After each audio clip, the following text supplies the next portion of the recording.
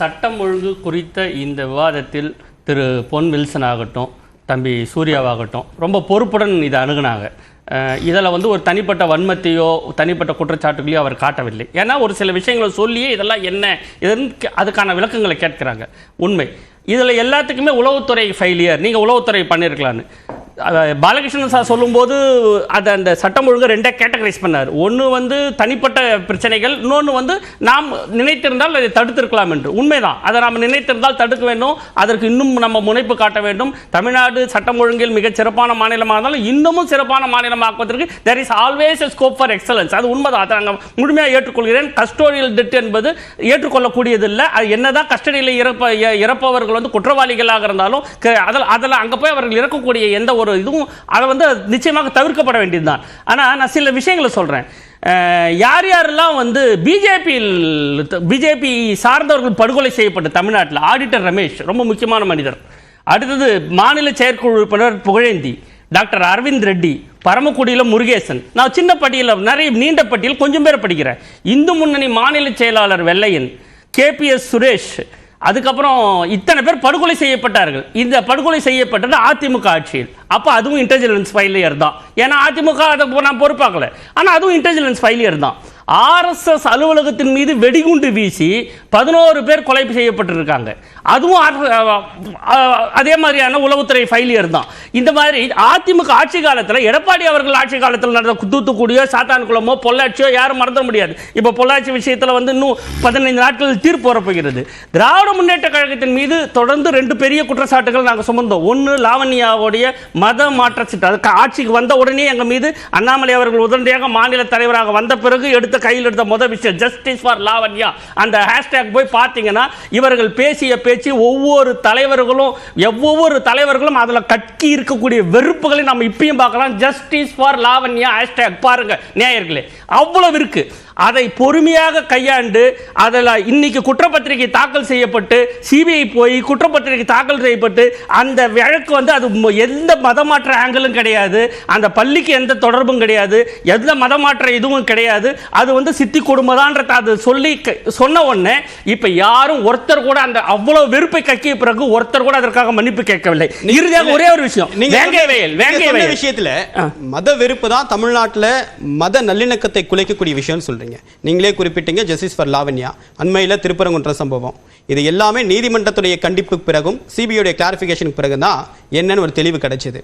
ஆனா இதை தடுப்பதற்கு திமுக என்ன செய்தது? இது அரசியலுக்காக இந்த மாதிரி பரப்புரை பண்றதுக்காக திமுக பயன்படுத்திக்குதா? சட்டப்பூர்வமா நடவடிக்கை எடுக்காம அரசியல் மேடைகள்ல இதை பேசுறதுக்கு சட்டப்பூர்வமா நடவடிக்கை எடுத்ததால தீர்வு கிடைச்சிருக்கு. வேங்கை வயல் நாங்க தமிழ் இங்கே எங்களுடைய திராவிட மாடல் அரசு என்று நாங்கள் பெருமிதமாக சொல்லக்கூடிய இந்த திமுக அரசு கடந்த 2.5 ஆண்டு காலமாக தூக்கி சுமந்து கொண்டிருந்த இந்த குற்றச்சாட்டு அவமானகரமான குற்றச்சாட்டு. அதுக்கு நாங்க பதில் சொல்லணும். ஏன்னா தொடர்ந்து இந்த விவாதங்களில் எப்பொழுது யார் வந்தாலும் வேங்கை வயல் நடந்த விஷயம் வந்து மிக மிக கண்டிக்கத்தக்கது, அவமானம் வந்து மனித தன்மையற்ற ஒரு குற்றச்சாட்டு.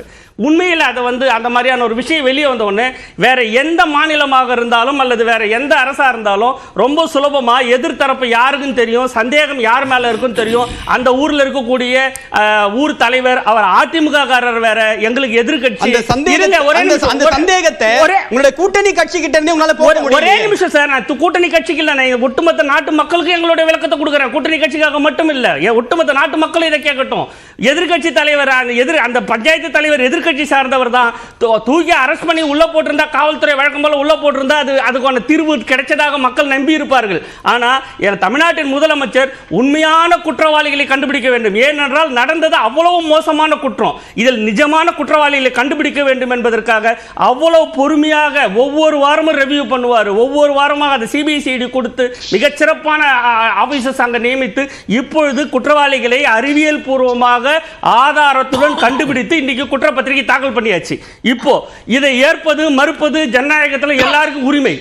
நீதிமன்றத்தில் இந்த குற்றப்பத்திரிகை தள்ளுபடி ஆனாலோ நீதிமன்றத்தில் இந்த குற்றவாளிகள் மீது காவல்துறை செய்யப்பட்ட வழக்கு நிரூபிக்க முடியாமல் குற்றவாளிகள் விடுதலை ஆனாலோ அப்ப இந்த அரசு பொறுப்பாகுமே ஒழிய இப்போ இவ்வளவு நாளாக 2.5 ஆண்டு காலம் இந்த பழியை தூக்கி சுமந்து கொண்டு பொறுமை காத்து இன்னைக்கு சரியான குற்றவாளிகளை கண்டுபிடித்து நாங்கள் அங்கே நீதிமன்றத்தில் அங்கே ஒப்படைத்திருக்கும் பொழுது இப்பொழுது நீதிமன்றத்தில் இப்பொழுது பொய்யாக அதை திராவிட முன்னேற்ற கழக அரசின் கையாளாகத்தனம் என்று சொன்னவர்கள் அந்நேரம் இப்போ என்ன சொல்றாங்க? ரெண்டாவது, இது எல்லாருக்கும் பொருந்தும், இது எல்லாருக்குமான பதில் தான்.